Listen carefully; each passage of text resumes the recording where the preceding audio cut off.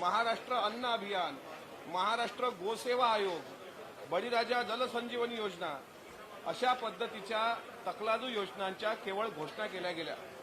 म्हणजे मगा महाराष्ट्राचे माजी अर्थमंत्री श्री अजितदादा यांनी जे सांगितलं की आगामी निवडणुका डोळ्यासमोर ठेवून आता काही निवडणुकीमध्ये आपल्याला जनाधार मिळत नाही, म्हणून या सरकारने घोषणांचा पाऊस पाडलेला आहे। मी ज्या अकोला जिल्ह्यातून येतो, खास करून पत्रकार बांधवांच्या माध्यमातून मला आवर्जून सांगायचं आहे की अकोला शिवनी विमानतळ आणि बडनेरा विमानतळाचा प्रश्न अनेक वर्षापासून प्रलंबित आहे।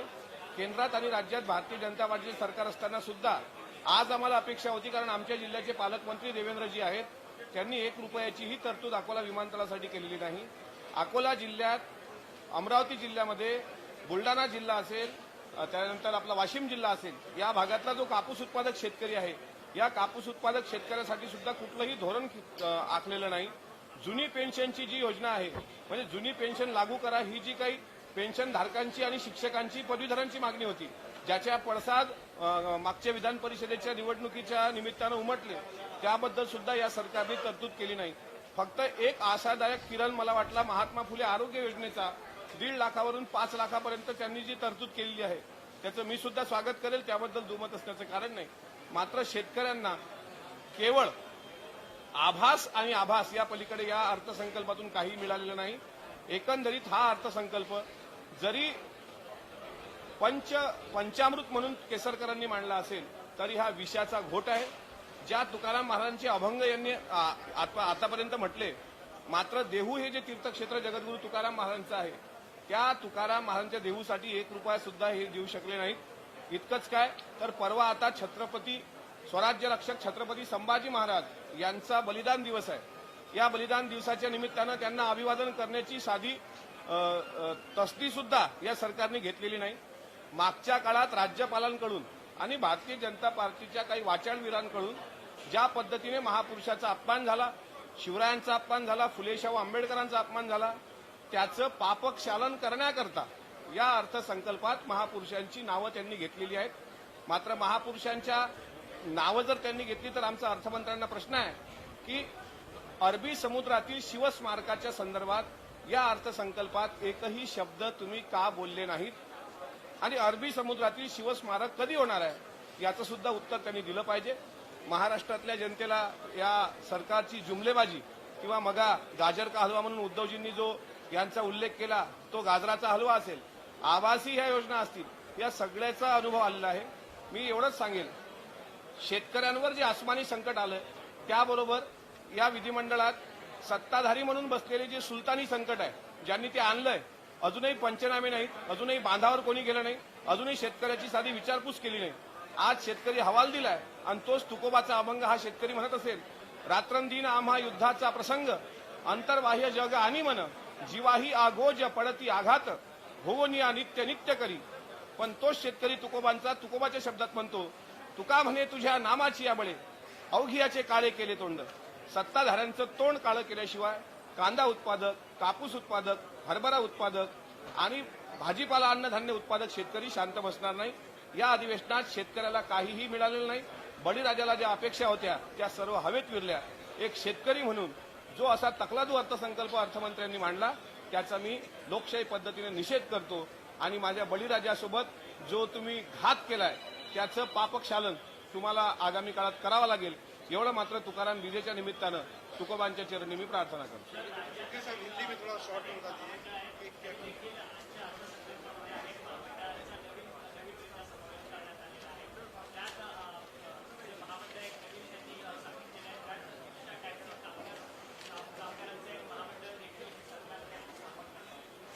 बघा, यांनी घोषणा केल्यामध्ये बार्टी असेल, सारथी असेल, महाज्योती असेल, विदर्भ विकास महामंडळ असेल, आर्थिक विकास महामंडळ असेल, महात्मा बसवेश्वर आर्थिक विकास महामंडळ असेल, दिव्यांग कल्याणासाठी काय मला वाटते आदिवासी विकास महामंडळ असेल, किंवा एसटी कर्मचारी, आता तुम्ही जे सांगितलं, म्हणजे फक्त महामंडळ घोषित केले, पण महामंडळासाठी ठोक तरतूद किंवा पुरेशी तरतूद काय, हे सरकार कुठून पैसा आणणार आहे? या महाराष्ट्रामध्ये जे अर्थकारण या सरकारच्या काळात झाले, हे आर्थिकदृष्ट्या आपण मागे आलेलो आहोत। आपला जो रेशो आहे, म्हणजे जो आपला जीडीपी वाढायला हवा होता, किंवा आपला जो इन्कम सोर्स वाढायला हवा होता. आपण बाबासाहेब आंबेडकरांचं एकीकडे उदाहरण देत आहे, प्रॉब्लेम ऑफ रुपीजला 100 वर्ष होत आहेत, पण आर्थिक स्तर या महाराष्ट्राचा वाढलेला नाही आहे ना. त्यामुळे एवढी मोठी ठोक तरतूद जी आज तुम्ही कोट्यावधी रुपयाचा आकडा सांगून केली, महामंडळाची घोषणा केली, मात्र त्यासाठी किती आर्थिक तरतूद केली हे मात्र चपलकीने अर्थमंत्र्यांनी सांगितलेलं नाही. त्यामुळे श्रीमंतांना डोळ्यासमोर ठेवून 2024च्या निवडणुकीमध्ये ही लोक आपल्याला जनकौल देतील या भाबड्या आशेपोटी मानलेला हा तकलादू अर्थसंकल्प आहे. किस तरह का बजट है, किस तरह से देखते हैं आप? देखिए, महाराष्ट्र विधानमंडल का आज का अर्थसंकल्प महाराष्ट्र के अर्थमंत्री देवेंद्र जी फडणवीस द्वारा प्रदर्शित हुआ और महाराष्ट्र के विधिमंडल के वरिष्ठ सभागृह विधान परिषद में दीपक जी केसरकर इनके द्वारा बजट यहां पे बोला गया. मैं एक किसान हूं, एक किसान का बेटा हूं. पिछले 4-7 दिनों से अगर आप देख रहे होंगे तो महाराष्ट्र में जिस तरीके से प्याज उत्पादक किसान है या फिर कपास बोने वाला किसान है, धान बोने वाला किसान है, चना बोने वाला किसान है, इस किसानों के प्रति कोई संवेदना इस बजट में नहीं है. हमें आशा थी, अपेक्षा थी कि किसानों के बारे में आप कुछ कहोगे. 25 बार आप जगतगुरु संत तुकाराम महाराज का नाम ले चुके हो. जिस तुकाराम महाराज ने उस जमाने में किसानों का कर्जा माफ कर दिया था, ये तो आप बोल नहीं पाते. क्या इनमें हिम्मत थी कि महात्मा फुले कर्ज माफी अभियान जो पिछली गवर्नमेंट ने लागू किया था, उसके बदौलत 50 हजार रुपए जो अनुदान देने वाले थे, उसका भी कोई ऐलान नहीं हुआ है. यानी किसानों के भरोसे पलने वाली ये सरकार आज किसानों को कुछ नहीं दे पाई. मैं अकोला जिले से आता हूं. मेरा अकोला का एयरपोर्ट है, शिवनी एयरपोर्ट, बडनेरा एयरपोर्ट, अमरावती का एयरपोर्ट है. उसके लिए भी कोई निधि की तरतूद इस गवर्नमेंट ने की नहीं. अगर ये निधि की तरतूद की होती तो कम से कम हमारे यहाँ 2 पैसे का इनकम सोर्स शुरू हो सकता था. लेकिन महाराष्ट्र के पूर्व मुख्यमंत्री उद्धव जी ठाकरे साहब अभी आए थे. पूर्व अर्थमंत्री यहाँ पे आके कह के गए कि ये सिर्फ गाजर का हलवा है, आभासी अर्थसंकल्प है, इसमें किसी भी समाज के लिए कुछ नहीं मिला. आज जिस प्रकार यहाँ पे भारतीय जनता पार्टी के विधायक आके जिस तरीके से बात कर रहे हैं, उनमें आत्मविश्वास नहीं है. उनको ये पता है ये गवर्नमेंट जाने वाली है और अगर लोगों को खुश करना हो तो सिर्फ आंकड़े बढ़ाए जाए, आंकड़े फुला के बढ़ाए जाए, इसके अलावा वो कुछ नहीं कर पाए. हमें लगता था कि जिस तुकाराम महाराज का आप नाम ले रहे हो, उनका जो जन्मस्थल है देहू, उसके लिए आपने कुछ नहीं किया.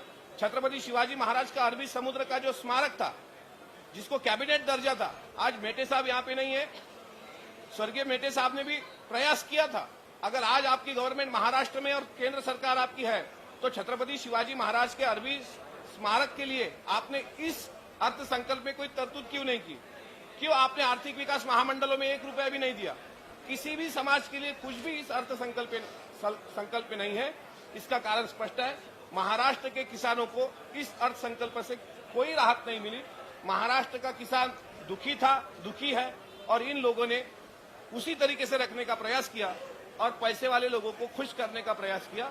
मैं इस अर्थसंकल्प का एक किसान का बेटा इस नाते तीव्र शब्दों में कड़ी निंदा करता हूं, खेद व्यक्त करता हूं. इस बारे में कोई कविता याद आ रहा है आपको, जिस तरह का बजट पेश किया गया है आपके चयन में, या फिल्मी गाना? अभी तो देखिए, बोला जाए तो बहुत है. वो एक चतुर नार बड़ी होशियार, कल के सिंगार, मेरे दिल के द्वार ये लुटत जाए और हंसत जाए, ये जो महबूब का गाना था, उस तरीके की ये चतुर नार है. एक चतुर नार करके सिंगार, बड़ी होशियार, और उसी द्वारा उन्होंने इस अर्थसंकल्प को हमारे आगे रखा. ये बहुत चतुर लोग हैं. मैं काफी सालों से एक डायलॉग बोलते हुए आ रहा हूं इनके बारे में. अब आपकी इच्छा है तो फिर से बोल देता हूं. शर्म तो उनको आती है जो शर्म को शर्माते हैं. ये तो इतने बेशर्म हैं, इस शर्म भी इनको शर्माती है. इसलिए इस अर्थव्यवस्था, ये अर्थसंकल्प का मैं कड़ी निंदा करता हूं और तीव्र शब्दों में धिक्कार करता हूं.